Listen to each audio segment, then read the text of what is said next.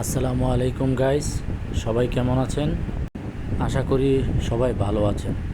তো আজকে আমি একটি জিনিস শেয়ার করার জন্য এই ভিডিওটি আপলোড করেছি। সবার আগে এই লোকটির পরিচয় দিচ্ছি।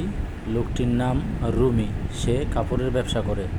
তো ঘটনাটি কয়েকদিন আগের। আমি আর আমার কাজিন আমাদের এলাকায় একটি ব্রিজ আছে, ব্রিজের উপর বসেছিলাম। তো হঠাৎ দেখি একটি লোক হাইটে আসতেছে, ব্রিজের দিকে উঠতেছে। ঠিক এই সময় তার মোবাইলটা ব্রাস্ট হয়। তার পকেটে থাকা অবস্থায় মোবাইলটা ব্রাস্ট হয়ে আগুন ধরে যায় তার শরীরে। জিন্সের প্যান্ট ছিল, প্যান্টটা থেকে আগুন ধরে তার হাতে এমনকি চোখের ভ্রু ট্রু এগুলো পুড়ে যেতেছে। তো আমরা দুই ভাই প্লাস আশেপাশে লোকজন ছিল। ঘটনাটা ঈদের কিছুদিন পর, তো তখন আশেপাশে দোকানপাট তেমন খোলা ছিল না। তো চিন্তা করলাম আগে লোকটার আগুনটা নিভানো যায় কীভাবে। সেই আগুনটা নিভানোর জন্য পাশে একটা বালতিতে কিছু পানি ছিল একটা দোকানের সামনে। ওই পানি দিয়ে আপাতত প্রাথমিক পর্যায়ে আপনার এই আগুন নিভাইতে সক্ষম হই। তারপর তাকে হসপিটালে নিয়ে যাই। তো হসপিটালে নিয়ে যাওয়ার পর ট্রিটমেন্ট করা অবস্থায় আমি ভিডিও করেছি। তো চিন্তা করছি যে যদি আগে ভিডিও করি হয়তো কিছু ভিউ পাওয়া যাবে, কিন্তু এই লোকটার অনেক বড় ক্ষতি হয়ে যেত।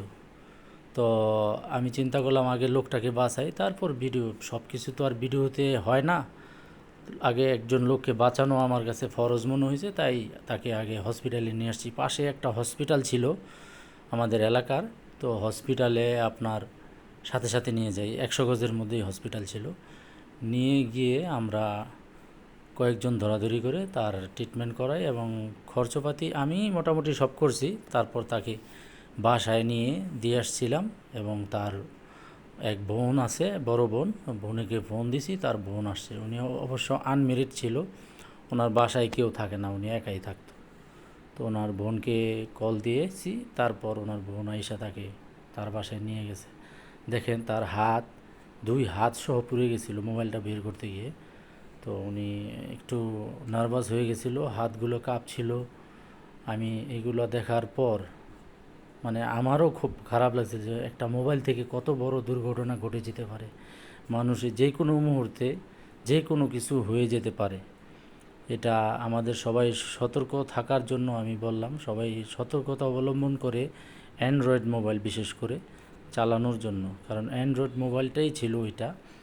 তো সবাই সতর্কতা অবলম্বন করে চলবেন, মোবাইলটা সবসময় খেয়াল রাখবেন। মোবাইলে কি হচ্ছে না হচ্ছে একটু দেখে শুনে মোবাইলটা ব্যবহার করতে সবাইকে অনুরোধ করছি। আল্লাহর রহমতে উনি এখন সুস্থ আছে।